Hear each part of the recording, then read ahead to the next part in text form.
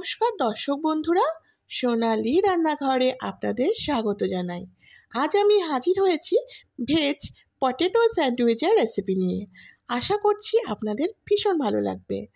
Potato sandwich বানানোর জন্য একটি কড়াইয়ে 2 টেবিল স্পুন সাদা তেল অ্যাড করে তাতে কিছু চিনেবাদাম সামান্য লবণ ছিটিয়ে ভেজে তুলে নিচ্ছি। এখন ওই একই তেলে ফোড়নের জন্য অ্যাড করে দিলাম 1/2 টেবিল স্পুন গোটা জিরে। ফোড়নের ওপর অ্যাড করে দিলাম পরিমাণ মতো কাশ্মীরি লাল লঙ্কার গুঁড়ো, সিকি পরিমাণ জিরে গুঁড়ো এবং সিকি পরিমাণ ধনিয়া গুঁড়ো। অ্যাড করে দিলাম পরিমাণ মতো হলুদ গুঁড়ো। নাড়াচাড়া করে অ্যাড করে দিচ্ছি ম্যাশ করে রাখা পটেটো। ওপর থেকে দিয়ে দিলাম কিছু কাঁচা লঙ্কা কুচো এবং ভেজে রাখা বাদাম। নাড়াচাড়া করে পুরটা আমি রেডি করে নিলাম।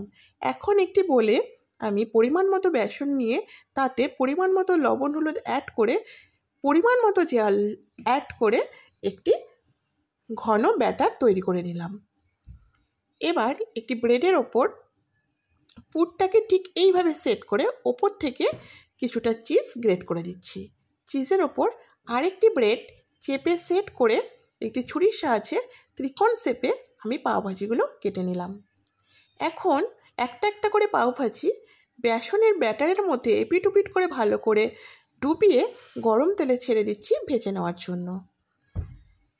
এপিট ওপিট উল্টে লালচে রং ধরিয়ে প্রত্যেকটা পাওভাজি আমি ভেজে নিলাম। দেখুন বন্ধুরা, কতটা লোভনীয় দেখতে হয়েছে। আশা করছি আপনাদের ভীষণ ভালো লেগেছে।